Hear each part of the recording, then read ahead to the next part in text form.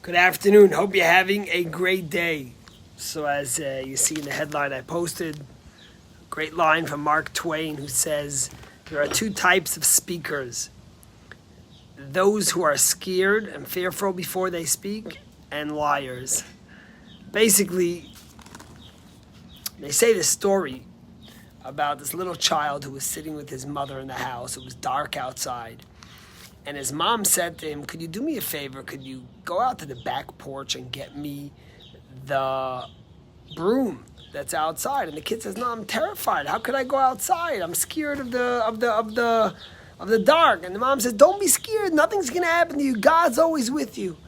And the kid looks at the mom and he says, Mom, are you sure that God's out there? Are you sure? And the mom says, yes, I'm telling you. Not only is he out there, but God is always willing and able to help you. The kid goes to the back door and he starts peering it open, a drop. He gets it open, drop, and he screams out. He says, God, if you're really out there, could you please pass me the broom? This week's Torah portion, another beautiful and epic Torah portion of Moses speaking to the Jewish people as they're at the cusp of crossing over the Jordan and entering the Holy Land of Israel. This happened 40 years earlier, but unfortunately the spies came back with a doomsday report about Israel and scared the people, and they said, we don't want to go. Here we are 40 years later. Moses is ready to speak to them only a few weeks before they go into the land. And what does Moses say? Something remarkable. Moses says, Shema Yisrael, listen, Jewish people.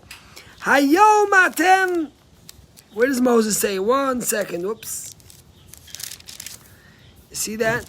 I want to quote you the words. Moses tells the Jewish people, listen to me, today you are standing at the cusp of going into the land of Israel. And Moshe tells them, you are going into a land where there are mighty and forceful people. They have huge towers all the way up to the heaven. You might be worried about going in, but don't be worried, because God, He's the one that will protect you. And He's the one that will make sure that you get into the land of Israel. I'm missing the words here. I wanted to read it to you in Hebrew. But anyways, the point is like this. The rabbis ask a big question. What's going on here? I don't understand. Moses, only 40 years earlier, had the great tragedy of the spies coming back and saying the land is big, there are fortified cities, we're not going to be able to go in. And Moses screamed and lamented what the spies did. And he told them, because of this, you're not going into the land of Israel. And here comes along Moses, 40 years later, and he tells the people the same thing and even stronger. They said it's fortified cities. He says they're fortified till the sky. Why is he scaring the Jewish people? What's Moses doing? What's he thinking? And even more so, he uses the words Shema Yisrael, which means listen, O Israel, which is only used 4 times in the Torah. One of them, of course, is the Shema Yisrael we say every day. So what's Moses thinking here? Why is he scaring the Jewish people? Why is he doing exactly what the spies did? And in fact, only a few portions earlier, when 2.5 tribes tell Moses that we want to stand this side of the Jordan and get our piece of land, Moses screams at them, look, you're doing the same thing at the spies. And here he is doing the same himself. Now I understand you say, well, Moses' outcome is not the same, because he tells them at the end that God will make sure you succeed. But what's Moses saying here? 50 years ago, this Shabbos, Parshas Eikev, the Rebbe, a blessed memory, the Lubavitcher Rebbe, gave the most beautiful and inspiring message on this. The Rebbe said like this: Judaism is truth, is emes. Moshe emes, we say, Moses is true. The Seirasei emes, and his Torah is true. The Torah doesn't sell you the Brooklyn Bridge because it wants you to get something. The Torah is not a salesman who tells you, hey, do this, don't do that, it's going to be amazing. The Torah tells you the truth. Now, the truth might be challenging. The truth might be difficult. And there might be a lot to overcome.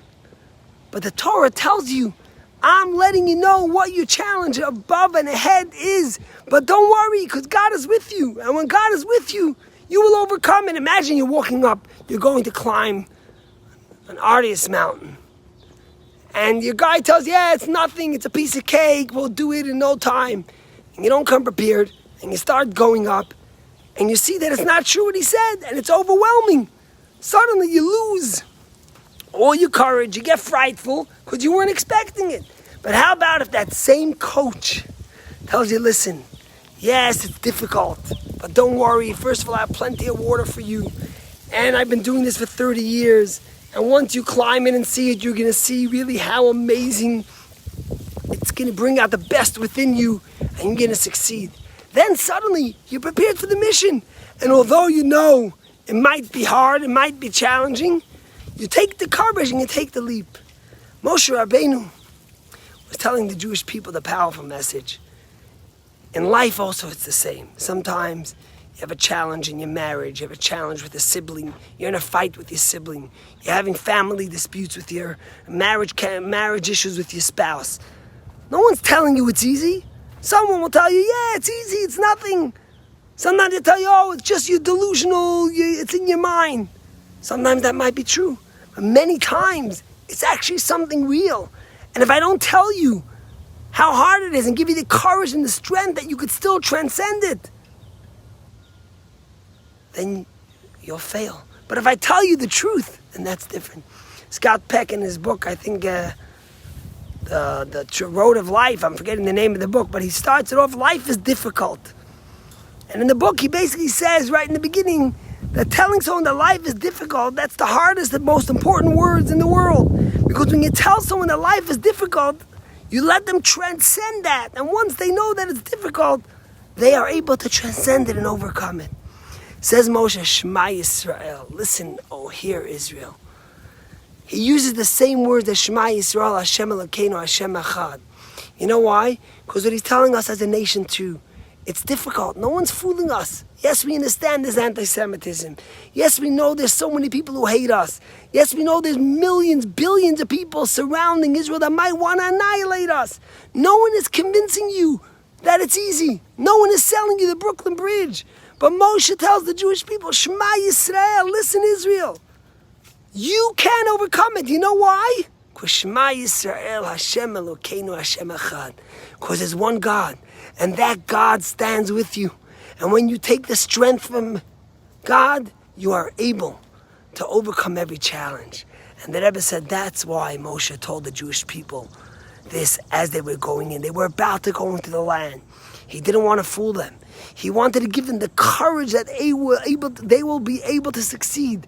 But he knew that to do that, he had to say it from a place of truth without fooling them. My friends, we all have moments in our life that we know are difficult. And one way is to go into denial and say, nah, it's easy, it's not going to happen, nothing's going to be.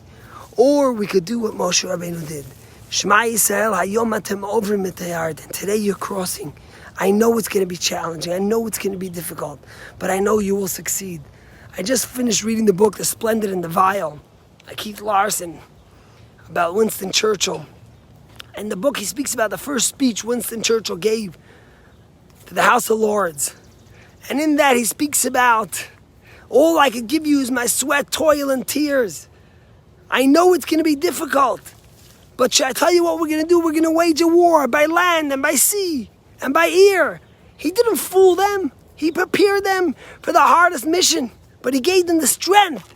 And he gave them the confidence that they will be able to succeed. Only 7 years later, Menachem Begin took the mic and was telling the Jewish people who are fighting for independence, it's not going to be easy. He told them the same words. He let them know how hard their mission was going to be. But he also let them know that with the 6 million martyrs in mind and with God on their side, they will succeed. May Hashem bless us, that all our difficulties and hard roads should come with strength, and we shall be able to overcome them. And we should listen to the words of Moshe, Shema Yisrael, Hashem Elokeinu, Hashem Echad. There's one God. And when you know there's one God, then Shema Yisrael, you know that even though you're going to inherit a land full of giants and full of fortified cities, you know you will succeed. Have a great day. See you tomorrow.